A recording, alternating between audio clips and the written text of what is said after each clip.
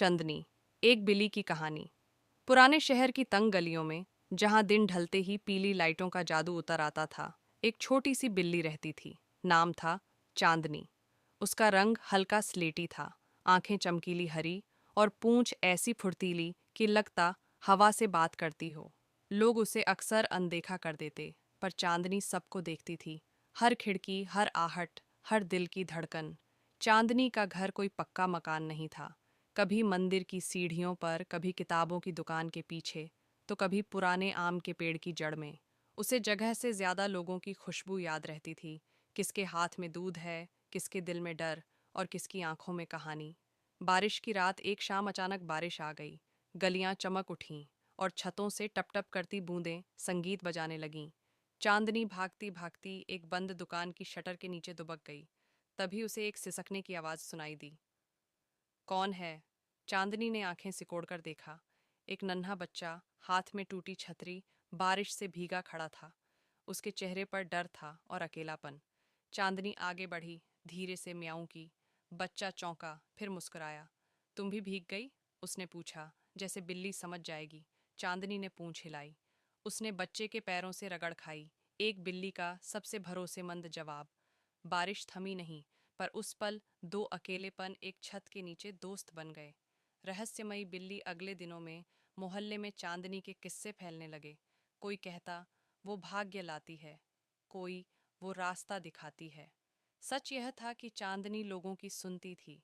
रात को जब दुनिया धीमी पड़ जाती, वह खिड़कियों के नीचे बैठकर कहानियां सुनती। किसी की नौकरी की चिंता, किसी की पढ़ाई का डर, किसी का टूटा दिल। एक बूढ़ी अम्मा रोज मंदिर के पास बैठती। उनके हाथ कांपते थे, आंखें धुंधली। चांदनी रोज उनके पास बैठ जाती। अम्मा उसे दूध नहीं दे पाती, पर प्यार देती। तू आई तो मन हल्का हो गया, अम्मा कहती। चांदनी समझती थी, पेट भरने से ज्यादा दिल भरना जरूरी है। खोया हुआ रास्ता। एक रात चांदनी ने गली के सिरे पर एक अजीब सी चमक देखी, जैसे चांद जमीन पर उतर आया हो। वह धीरे धीरे उस ओर बढ़ी। चमक के पास एक पुरानी डायरी पड़ी थी। कवर भीगा हुआ, पन्ने पीले। चांदनी ने नाक से डायरी को छुआ। उसमें किसी लड़की की लिखावट थी।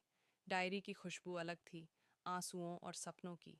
चांदनी ने उसे दांतों से पकड़ा और उस घर की ओर चल दी, जहां से खुशबू आती थी। तीसरी मंजिल की बालकनी में एक लड़की बैठी थी, आंखें लाल, हाथ कांपते। चांदनी ने डायरी नीचे रख दी और म्याऊं की। लड़की चौंकी, डायरी उठाई, पन्ने पलटे। उसकी आंखों में चमक लौट आई। मिल गई, वह बुदबुदाई। उस रात चांदनी चुपचाप चली गई। कुछ काम ऐसे होते हैं जिनका धन्यवाद नहीं चाहिए। खतरे की आहट, शहर बदल रहा था। नई गाड़ियां, नए शोर और नई परेशानी। एक तेज ट्रक जो हर रात गली से गुजरता। एक रात वही नन्हा बच्चा जो बारिश में मिला था, सड़क के किनारे खेल रहा था। ट्रक की आवाज गूंजी। चांदनी ने बिना सोचे समझे दौड़ लगाई। उसने तेज म्याऊं की, बच्चे के पैरों के सामने कूद गई। बच्चा चौंका, पीछे हटा और ट्रक निकल गया। लोग जमा हुए।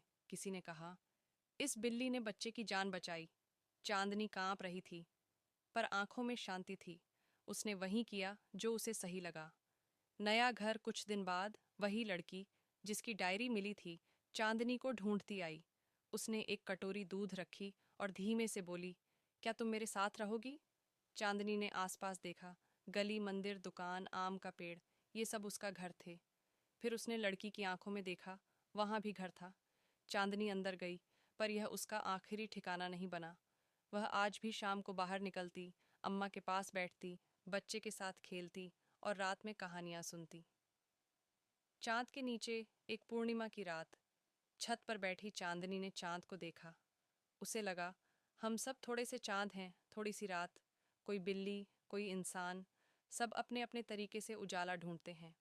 और अगर कभी आपकी खिड़की के नीचे कोई बिल्ली चुपचाप बैठी दिखे, तो समझ लेना वह कहानी सुनने आई है, शायद आपकी।